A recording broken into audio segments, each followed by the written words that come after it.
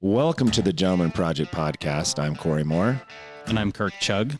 Today we have Janae Moss on the program. Janae is an old friend of mine. We've done a lot of things together in the parenting space. She was kind enough once to invite me to be part of a cohort of people being trained on protective factors for children, and that's really where I got to know her, and we'd love to talk a little bit more about that. But she's also a powerhouse in business. She's the power behind many successful businesses. She and her husband, John, own one of the largest privately held janitorial service companies in the state of Utah. And they've been doing that now for like 17 years and always looking at something new and big. And we thought, we've got to have Janae on because she's been in this space neck deep at times and just trying to make a difference for parents. So welcome to the program this morning. Janae, thanks for joining us. Thank you. I'm excited to be here. Now, full disclosure, John is in the studio as well. So we have a husband and wife duo today. And so John, you may hear John over in the corner agreeing or disagreeing. Absolutely. But it's awesome. They're a great couple. So Janae, tell us a little bit about your background as a parent, as an executive, and as someone who's involved in the charity work that you're doing. Yes, thank you. As a quick overview, I would say, there's different buckets in my life that I like to think of. One of them is business. I've been building businesses with my husband since I was 17, almost 18 when I met him a long time ago. Wow. And so that's one side. We've been building business for a long time together. Of course, I'm mother, parent. I have 7 children, 1 stepdaughter, 5 more biological daughters, and then we adopted a little boy at the end. And I like to think of myself as a student. I went back to school. I'm getting my master's degree right now in sport and performance psychology. So that's another aspect of my life. I'm also very involved in the community, starting with United Way a long time ago because came out of a need of wanting to be involved myself, but grew much bigger than that. And then it extended into supporting more things that I really believe in, different boards and committees that I like to serve on currently, the chair of the Utah County Chamber of Commerce, and some other fun things that are just take my time. I love it. You have to be so busy. I mean, I got worn out just listening to those different areas. Yeah. So You could have stopped after 7 kids and that would have been tiring enough, right? Yeah. Right. So I think my off the cuff question for you is, the balance, and I have 1,000 questions actually, but maybe the first one is, how do you do it all? I'm guessing there's no television in your world or a lot of downtime. My first answer would be I don't do it all. I have people around me that help me do everything that I do, starting with my husband, John. He supports me in my wild, crazy ideas, as well as I try to support him. My family, my kids have gotten real flexible with the schedule, and as well as other people in my life that just join in and support to help me do the things that I do. So I could never take credit. Second, I would say I don't really believe in balance. I think it's kind of, you can never achieve balance. So I like to think of it as harmony. I'm a music person, so I like to think of it as tuning instruments, sometimes something sharp or flat, but each day we take a look at it, try to tune it up and make it work for that day and create the best music we can. I love that. That's beautiful. We've heard times and seasons before, right? Instead of balance. That's kind of similar to that. Like what needs attention, what needs tuning. That's a good way to put it. Thank you. Janae, would you talk to us a little bit about how you got involved with the United Way a long time ago? Yes. So as I mentioned, I met John. I went to UVCC in Provo at the time, and I was 17, almost 18. I remember John asking if I was legal when he wanted to take me out on a date. And he walked up to me and said, "Hey, do you want to go water skiing?" That was the first thing he ever said to me. And I said, "Sure, what's your name?" And that was it. Literally, we've never looked back. That's awesome. So we start out together.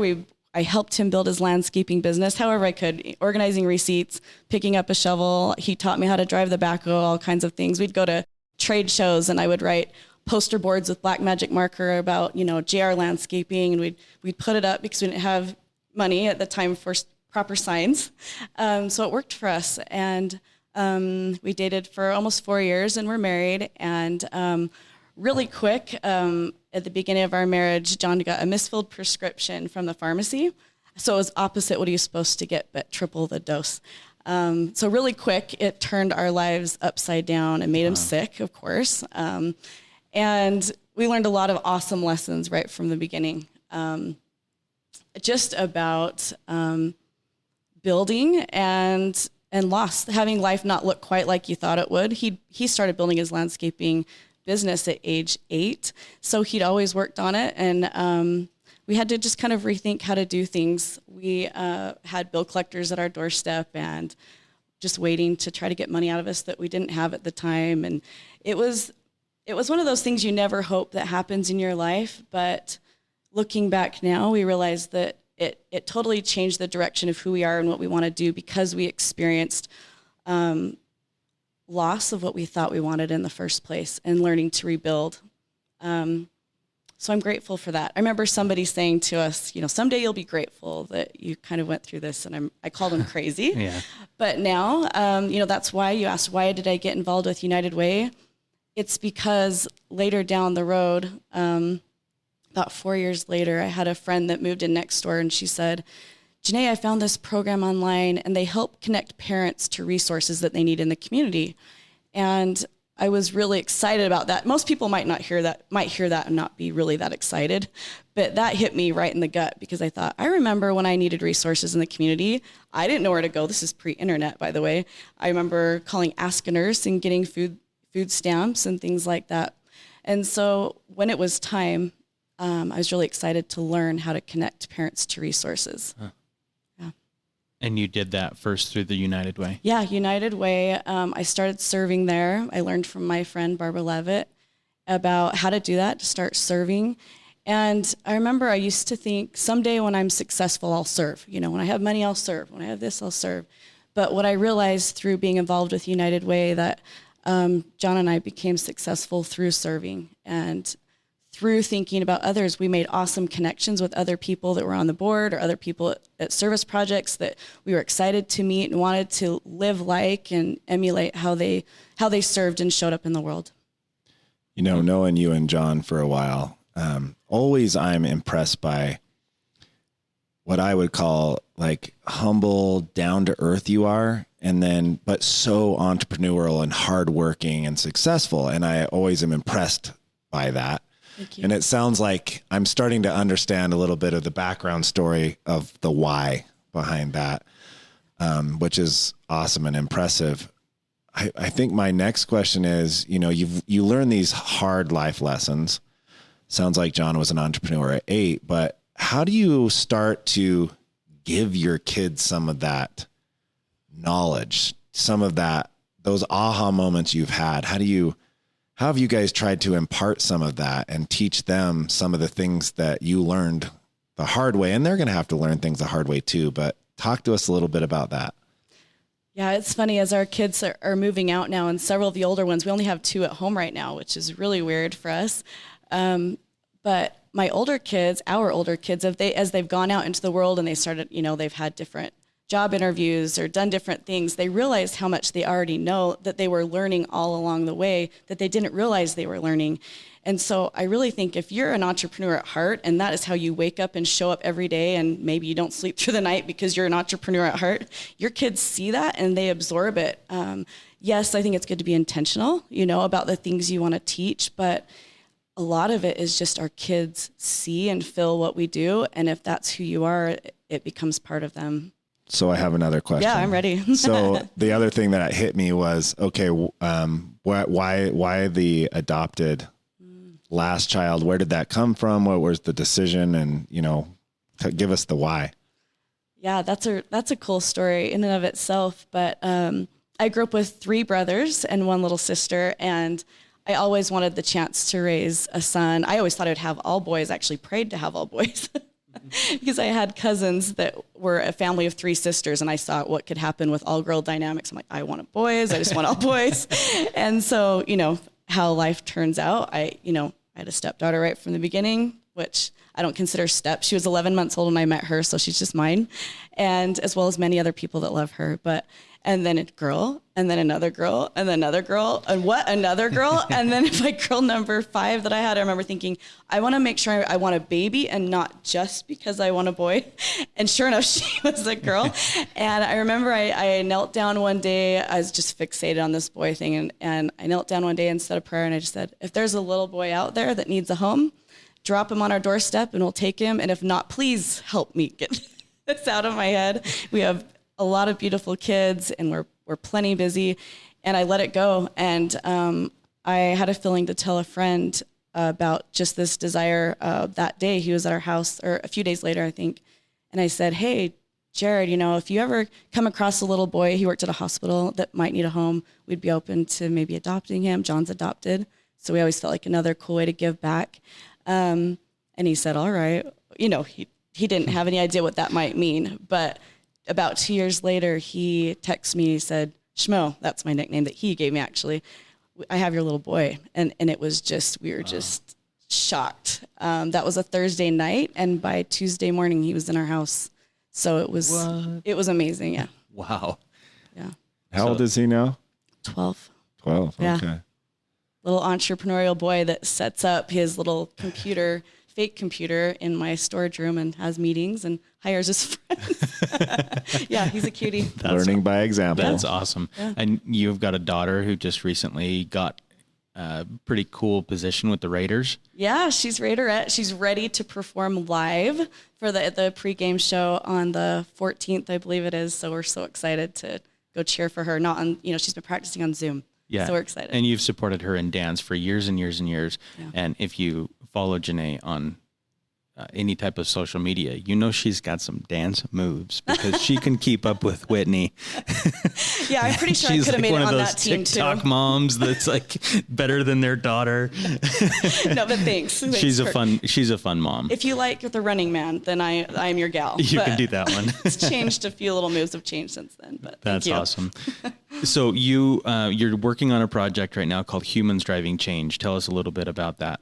Yeah, what I saw from working in United Way and in the community is that nothing would change until there was a grassroots parent movement. And Barbara taught me this, that parents need to come together and decide that nothing's going to change if we just wait for it to change. We can't wait for government to fix problems around us. We can't wait for a church. We can't wait for businesses to fix problems for us. We have to take ownership and do something ourselves.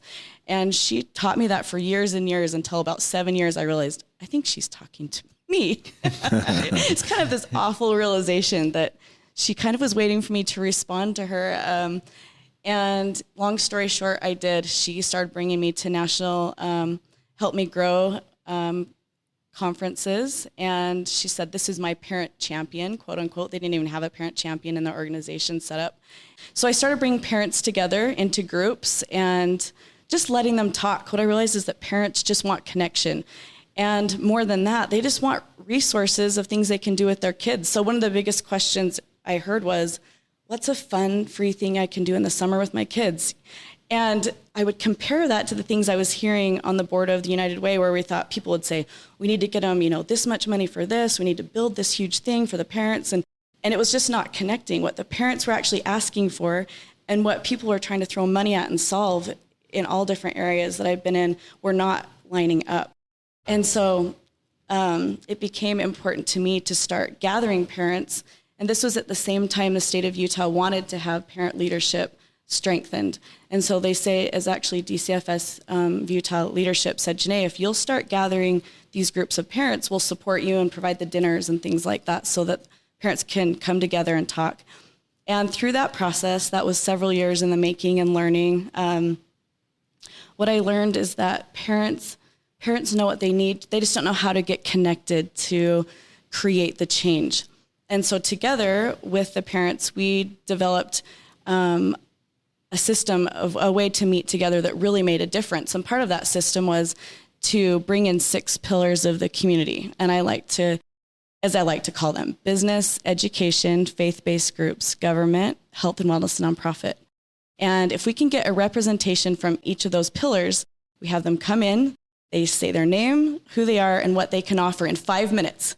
Each one of those people could take an hour to talk. We just have them introduce themselves, then they sit down with the parents, And then we have real conversation with people that can help them make that change. So for example, we used it at UVU for the autism center there. And the parents loved this interaction so much that they stayed 2 hours after the meeting ended because somebody was sitting at the table from UVU they could ask a question to, or the head of the person at Walmart that helped with autism in the area was sitting at the table, or one of the leads of the LDS church was sitting and help, so they could get right to the people and answer the questions. So that's where Kurt and I kind of came in contact in the first place when I was working on that. Yeah. Yeah. That was the social connections as one of the 5 pillars of strengthening families. And you were really good at that. And then through that social connection, you provide the education for concrete support in times of need, and the education for yourself and for your kids, and the resilience to keep going when it gets tough. Yeah. So always respected the work that you've been involved with. Thank you. There. So what does it look like today? Yeah.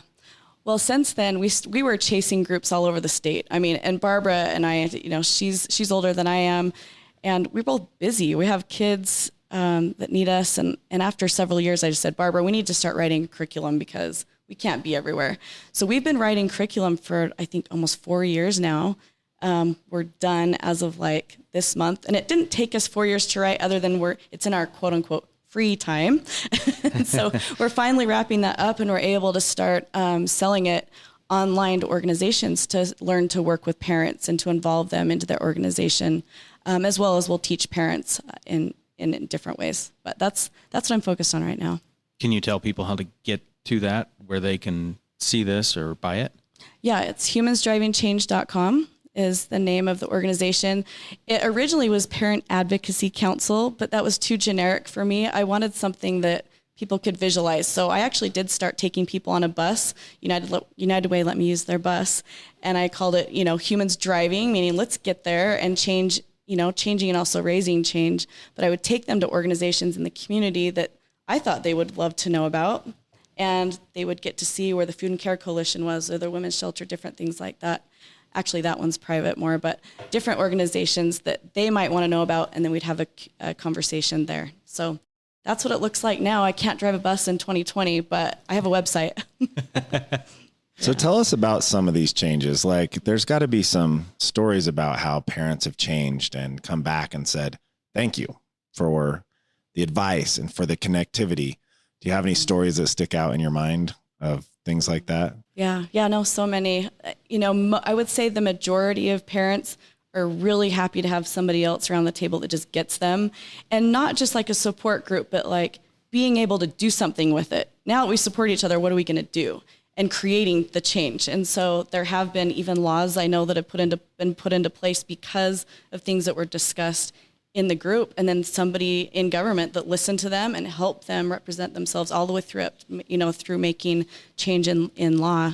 I'm really proud of that, as well as, there's one friend of mine, John Hansen, he's a single dad, and he already is a leader in his own way, but he's done some really cool things with his son, Chase. He's been on national TV shows talking about how he'll work with homeless people in his area and just treat them like real people and have conversations. He uses the protective factors as his base for what he does. There's so many, like the autism group that I told you about.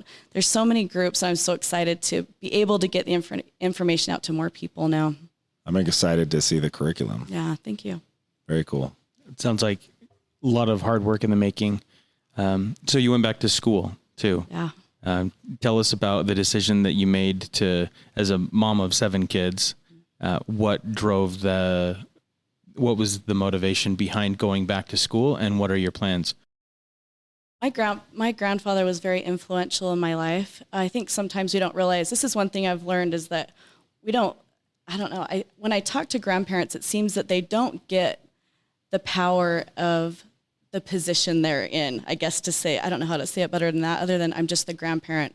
I don't have a major role in my grandkids' life, but they really do. And it's one of my goals is to help grandparents see that and feel that. But my grandfather was very influential in my life, and it was important to him that that all of his kids could go to school, to go to college. And when I first started, I was more interested in building business with John, let's be honest. So, and I played. We did a lot of playing. We played hard. Snowmobiling, skiing, whatever it was. But when it was time, I always knew when it was time, I'd want to go back and finish. So I had a little less than my associates done. And when Jordan was 8, I just told John, I said, I think this is time. Went back, finished in, I finished my bachelor's and leadership in psychology. And then because it was 2020 and everybody was shut down, I'm like, well, we'll just go into sport and performance psychology because it helps everything that I do. It helps how I visualize my work and everything I'm passionate about. I don't know if you know Dr. Craig Manning. He's a sport and performance psychologist, but he's worked in our company and we've seen the outcome of how people act differently when their mindset is straight. He helps us with that.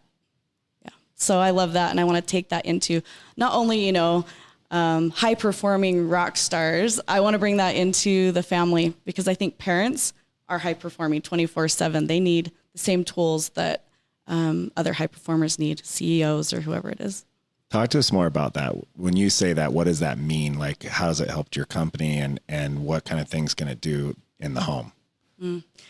Yeah, I think one of the biggest things that John and I always talk about together is one would be controlling the controllable. Our minds spin and we have anxiety for the future and we stress about the past and all the things that we want to try to control that we really have no control over. So Craig Manning always talks about, let's focus on today and how are we going to do that? And not only just saying that, he's really good at breaking down, helping people to do that by setting, he calls it 3-to-1. So he'll have people review each day, what 3 things do I want to do well?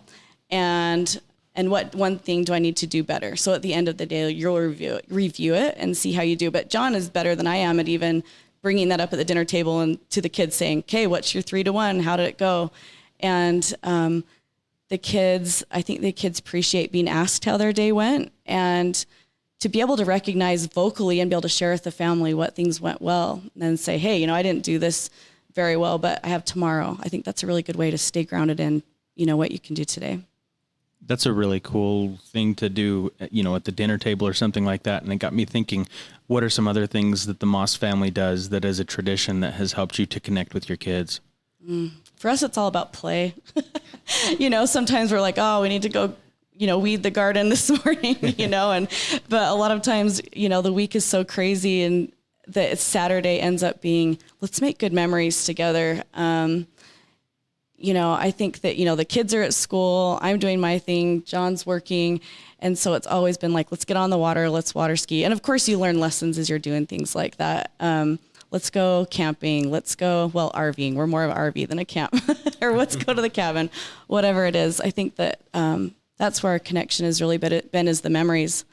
And then to me, it's important to try to remember the memories that you make because it's kind of frightening how fast we forget the things that we've done that have gone well. It's easier for us to remember what hasn't gone well versus what's gone well. So for that reason, I love to try to write with them, focus on, and that's what the Gentleman Project's all about, right? Try to help them remember to write it down and to log those things that went well. So when you're frustrated and you think you can't break through that problem that's driving you crazy, that resilience is pulled out through the memories of what went well. It's a good reminder. So talk to us a little more about this grandparent thing. Obviously you had a relationship there with, you said your grandpa, right? Yeah. Talk to the grandparents out there. What did your grandfather do that was so impactful? And, what can grandparents do? And what are some of the things you're thinking in your own head? How am I going to affect my grandkids someday? Yeah, those are a lot of really good questions. My grandpa was raised in the Great Depression, and so his perspective on money and saving and time was really impactful on me because I remember him sitting me on his knee and saying, Janae, how's it going, Janae? How are you doing? He was so good with that one-on-one connection and looking me in the eye and asking me. And I'd say, I remember one time in particular, I said, I'm so excited to get my driver's license. I can't wait until I get my driver's license. And he looked at me and he said, Janae, time goes fast enough on its own. Never wish away one day. And, as a kid, I went, yeah, Grandpa, I jumped off his lap or whatever and ran. But I reflect on that quite often. And I actually wear a watch around my neck a lot of times because time to me is so precious. It's just the one thing. You can't buy time. You can't trade time. You can't. And so the concept of not wishing time away really has been, I would really say, foundational to who I am and why I choose to do what I do.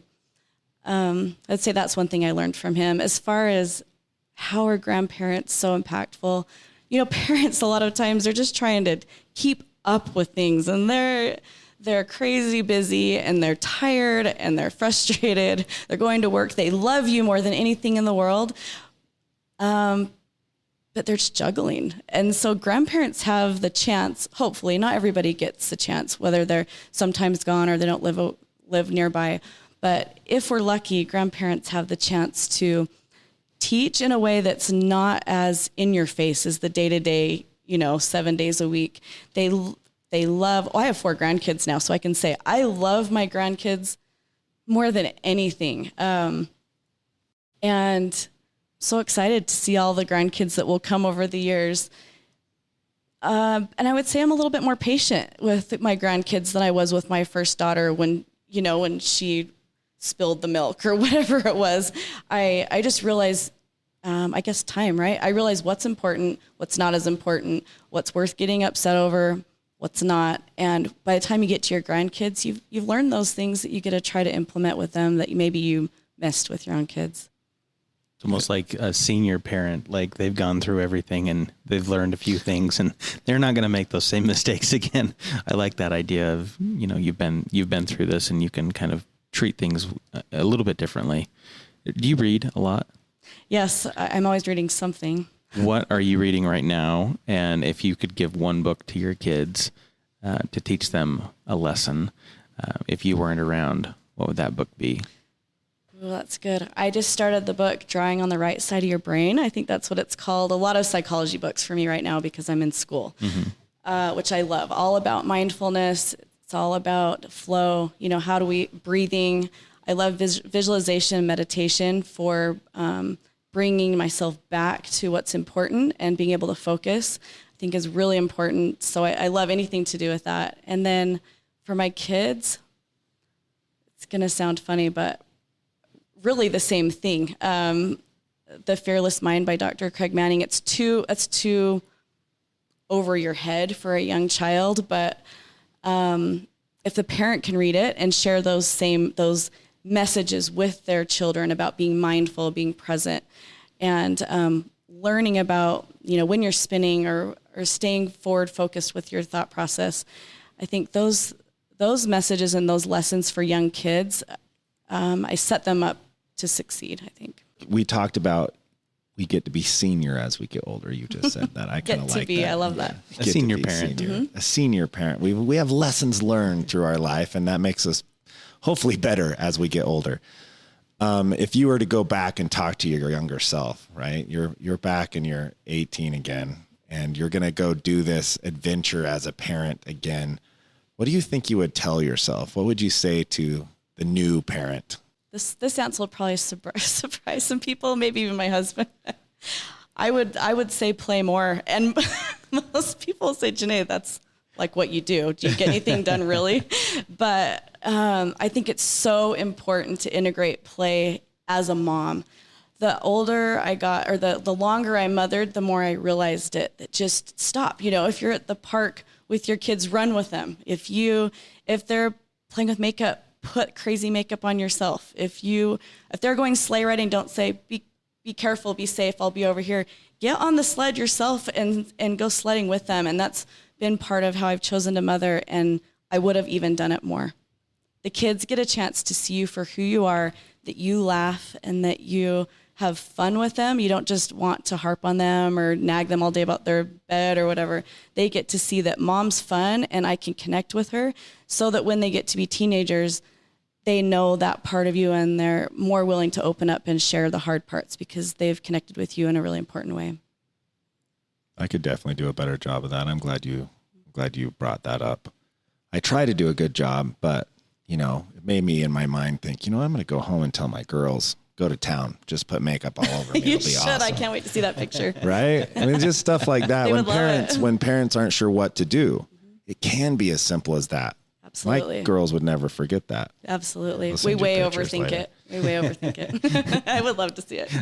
Like and follow the Facebook page for future pictures of Cory Moore. That would get Like a clown. perfect. We've done that with like my grandparents. So their great grandkids they've let them do like hairstyles and stuff on them, and those pictures are just like priceless. You know, of their great grandkids giving them crazy hairdos, and 90-year-old grandpa sitting there with crazy hair. It's like you'll never ever forget that. So I like that. Play it. more. Do you think kids today have it easier or harder than we did growing up?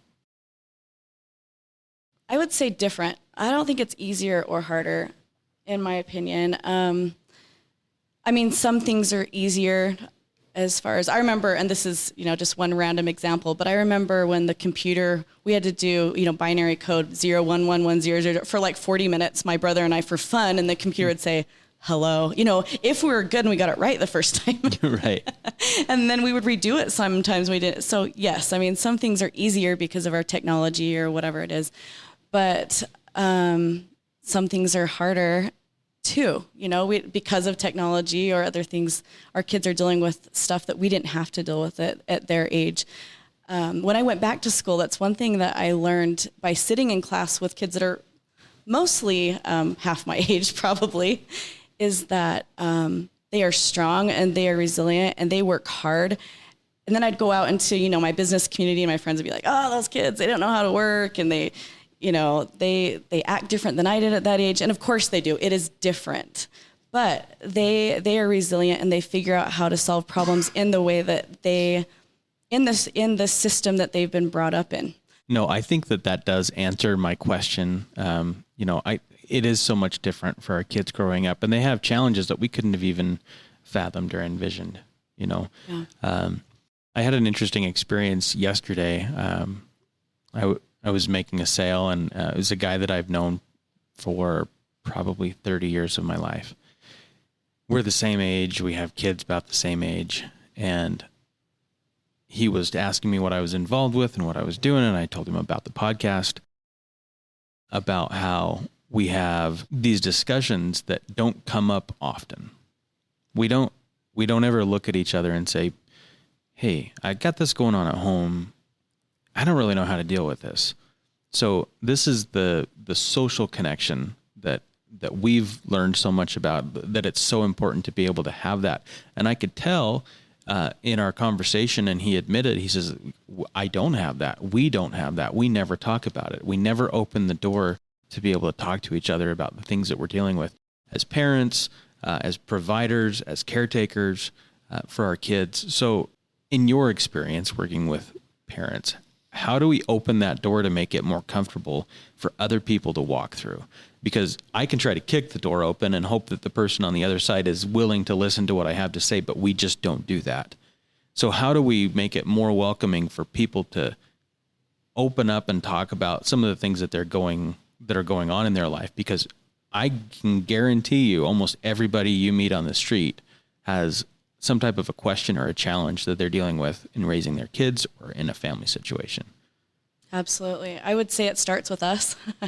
I think that if we choose to be more vocal when we're going through challenges, then it gives other people the permission to do the same thing.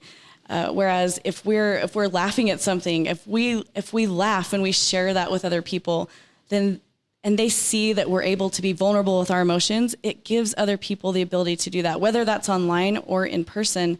It just seems to be something that's infectious that people don't realize. So it's, you can't change other people, right? You can't decide for other people to be more social, but you can decide to bring together people that are ready to be social and involve other people that will come just be more comfortable in that situation because there are people there that are ready to go there. It goes back to control the controllable, exactly. Right? So this would probably be a good point in the podcast to challenge some people that might be listening. we have encouraged people to maybe step outside themselves and invite a couple people that may be ahead of them in parenting, behind them in parenting, or in the same place as them in parenting, and schedule a lunch, to go to lunch on a regular basis to talk about what's going on, not in business, not in anything else, but let's get together specifically for the purpose of helping each other be better dads, helping each other be better moms. And I think that controlling the controllable, you're not going to get somebody else to do that. I've learned that. I can't make people go out and start these groups. But if you've been motivated by anything in the podcast or anything that Janae said today or otherwise, take the initiative and control going out and talking to 4 or 5 of your friends. You might invite 10 people and 4 of them might come. But I can guarantee you that the 5 of you sitting down at lunch once a month talking about how did you do as a dad? You set a goal last month to be more purposeful when you came home to put your phone away. How'd that go? And help each other be accountable. Challenge everybody that's listening to go outside, and maybe it doesn't look like that for you. Maybe it's your exercise group that you go exercise with. Maybe it's your golf buddies, and say, hey, I'm not talking about business today. If you want to talk to me today, it's going to be about my kids. Love that. and just have fun with it and control what you can control. I tell that to my kids like all the time. That's one of the things. Like, don't worry about stuff you can't control. Only worry about the things that you can control. And so as parents, if we want to see a paradigm shift in our culture for parents being able to have those social connections, you can't have the social connections if it's taboo to talk about parenting. Right.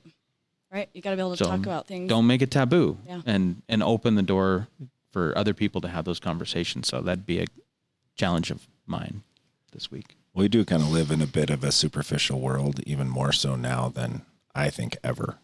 Right. What I mean is we need to be more real with each other. We all could do better of that, right? Especially in the social media world, of course. But, true friends are the ones that you actually do sit down with and go, I don't know what I'm going to do here.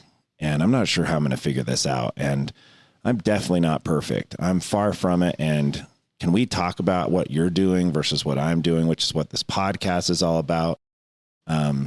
Because I think in today's world, everyone wants to go, my kids are perfect and I'm perfect and everything's wonderful. And we all know it's not. Mm-hmm. Yeah. So let's just talk with these groups about what real stuff. And I feel like you guys are good at that. I feel like that's kind of part of, I don't know if that's part of your whole family culture, but you guys seem pretty darn good at that. Like this is just life, and we're going to jump in with both feet, and it's going to be hard and it's going to be fun. But we're going to be real. And I feel like you guys are pretty good at that. Thank you. Yeah, I would say it's definitely part of our culture. John and I are just pretty much wear a heart on our sleeves for the good or for the bad, depending on the day. But yeah, I love, as a follow-up thought to what you were both saying, I think one of the biggest things is looking up. And I am the first to blame on this, looking up from our phones, when you're in a line at the grocery store. We hear this all the time, and it's hard for me. So I'm not saying it in judgment, but I saw the transition of not having a phone until I was 25 or whatever. And then for the next years having a phone, and the difference that it makes all around us and everywhere. It's kind of frightening. Phones are not a bad thing. It's just a tool. It's like money, right? Money's not bad. It's a tool. It's what you do with it. So being conscious about that. And then the other thing I was thinking is with your groups, I would challenge, if I get to make a challenge as well, that to not look at age, because it's easy for us to want to connect with people that look like us. And, they're a dad, but they're about the same age. They do the same kind of thing at work, or we're in a group together or whatever. I would say, look around for the oldest grandpa you can find, and look around for the youngest, teenage boy that could teach me something. Because I've seen these in my groups a lot. When you have a teenager that gets to share how it feels in high school right now for them to somebody that's 72, and you get to see the teenager explain their perspective, and then see how would a 72-year-old person respond to that, and what would they teach? They can't relate with each other in that they will never have the same experience in high school, but the lessons that come from both sides are invaluable. I've seen it, not just dads and grandpas, but, women and young girls, just age difference. My best friends are quite a bit older than me, honestly. And that's because I try to pick her brain and learn as much as I can from her because I haven't been there yet. So I would challenge people on age. Don't look at the age. Look at the opportunity to learn from each other. Yeah, I fell into that when I created my Gentleman Project lunch group. Everybody had the same age of kids, and we're all going through the same stuff. We all got to help each other out. But I realized sometimes topics came up that we didn't have answers for, and we were just "Hey, good luck with that one, buddy. That one's a tough one," Yeah. But lots and lots of wisdom in that to create some diversity of age and find some people that have done it before, and all kinds of diversity too. I mean, I say age, but all kinds of diversity would be great. Yeah. So going back to that, Cory, I'm going to put you on the spot. He looks ready. Cory and I have been friends for 9 years, maybe 10. We've always been friends, but since we started the podcast last year, we have had so many more of those conversations about what's going on with my kids right now. And they've been not recorded before or after the podcast or somewhere else. How has our relationship changed? I know my answer, but in your perspective, how has our relationship changed as friends after sharing those things? Oh yeah, I mean you're much closer. You're inside each other's head more. You're more empathetic with each other. You're more comfortable. I mean, there's a reason that deep relationships come from opening up, right? When it's your best friends or super close family that you talk about the hard stuff with, right? Or the things that you're having troubles with. So I think, of course, much stronger and it's a license to go both ways, right? Like totally. I feel like I'm a better friend to you, but you feel like a much better friend to me. Like 3 years ago, I probably wouldn't have called you late night and said, I got this thing going on. But now I wouldn't hesitate to do that. Yeah. So, that's what happens even with people that have known each other for a really long time, to have that social connection to say, I've got somebody who's got my back at all times, no matter what I'm going through. Maybe you only need 1 or 2 of those people in your life, but you need those people in your life because that will help when times get tough with that resiliency to punch through. So we're kind of nearing the end of the podcast, Janae. And at the end of the podcast, we always ask our guest what they think it means to be a gentleman.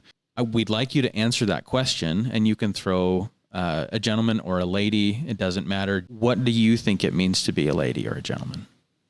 Yeah, I'll just, this would apply for both, but I'll throw it out there for a gentleman. My son, if I talked to him and I would explain to him what I thought it would mean to be a gentleman, I would say that the way that we act comes from the way that we think. And really we're projecting on the people around us. We treat the people around us in the way that we are processing on the inside. So being a gentleman to me would be somebody that takes the time to reflect on how they're thinking and feeling and being intentional about how to adjust it so that they are the most peaceful on the inside so they can treat other people around them in the best way possible, how they would want to be treated. Awesome. Yeah, we haven't heard that answer. I like that a lot. It's a little more deep than some of Yeah. Leave it to me. Yeah. Well, I have a good friend that is a therapist, and she helped my daughter one time. We were just camping together, and brothers were being mean to sisters, and she said, you have to just remember, sweetheart, the way he treats you is the way he's feeling on the inside. It's not about you. It's about him. And that just was like a paradigm shift for her. She was like, oh, when he's mean to me, it's just because something's going on in his head. He's not happy. It's not really about me. So yeah. I love that. We emanate what's inside the way to the outside world. And a gentleman is the perception of someone who, has got it together, is doing the right thing and treating people with respect. So thank you for that. That's a great definition.